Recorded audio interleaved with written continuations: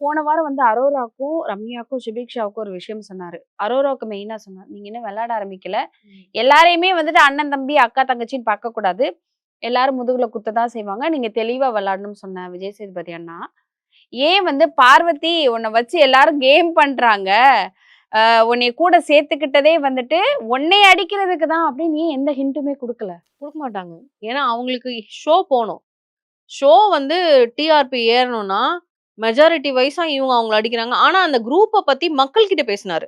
மக்களிட குரூப்பா விளையாட மாட்டேன்னு சொல்லிட்டு போனாங்க. பாருங்க அவங்களே போய் குரூப்ல சேர்ந்து விளையாடுறாங்க. அப்படிங்கிற மாரி சொன்னாரே தவிர்த்து, அத வந்து உள்ள கேட்கல. அதுக்கான ரீசன் என்ன அப்டின்னா, அவங்கள பொறுத்தவரைக்கும் பார்வதிய நெகட்டிவாவோ, பாசிட்டிவாவோ காட்டுறாங்க. அது டிஆர்பி ஏறுது. இப்ப பார்வதிக்கு ஒரு சப்போர்ட் வரும்போது, வெளியில ஒண்ணு பில்டப் ஆகுது.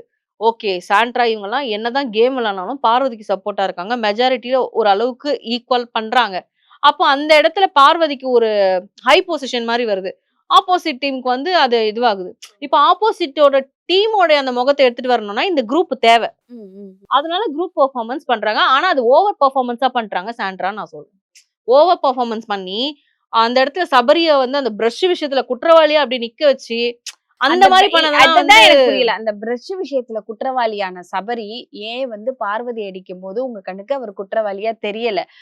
குரல் அடிச்சதுக்கு கொடுத்ததே அப்புறம் தான் குற்றவாளின்னே அவங்க சொல்றாங்க. எங்க அதுதான் நான் சொல்றேன். அடிச்சதுக்கு அப்புறம் தான் ரவுண்டா உட்கார்ந்து பேசிட்டு இருந்தாங்க. நீ நல்லா அடிச்சிருக்கணும். இன்னும் வாயில அடிச்சிருக்கணும். எஸ். அத கழுத்துல வந்து அடிச்சிருக்கணும். அவர்கிட்ட பேசுனாங்க. அதுதான் நான் சொல்றேன். டபுள் கேம் ஆடுறாங்க இந்த இடத்துல. ம், ம். அவர்கிட்ட அப்படி பேசுனாங்க. அப்படியே இப்படி வந்தீங்கன்னா, பார்வதி கிட்ட அவன் உன்ன அடிச்சிருக்க கூடாது. அடிக்கும்போது எல்லாரும் அங்க இது பண்றத பார்த்தேன். நான் ஃபர்ஸ்ட் டைம் ஜட்ஜ் பண்ணதுனால ஏன்னா இவங்க மேல தப்பு வந்துற கூடாதுன்றதுக்காக, நான் ஃபர்ஸ்ட் டைம் ஜட்ஜ் பண்ணதுனால எனக்கு இது என்ன நடக்குதுன்னே எனக்கு புரியல. ஆனா அவங்க குரூப்பா சேர்ந்து அட்டாக் பண்ணாங்கன்னு மட்டும் எனக்கு புரியுது. நான் அந்த இடத்துல பேசியிருக்கணும். நான் தான் தப்பு பண்ணிட்டேன். சாரி.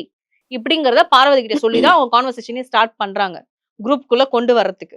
சோ அவங்க என்ன நெனைக்கிறாங்க? பார்வதி என்ன நெனைக்கிறாங்கன்னா, ஓகே இப்பயாவது புரிஞ்சுக்கிட்டியே! புரிஞ்சுக்கோ! இப்பயாவது தெரிஞ்சுக்கோ! அப்படின்னு சொல்லிட்டு தான்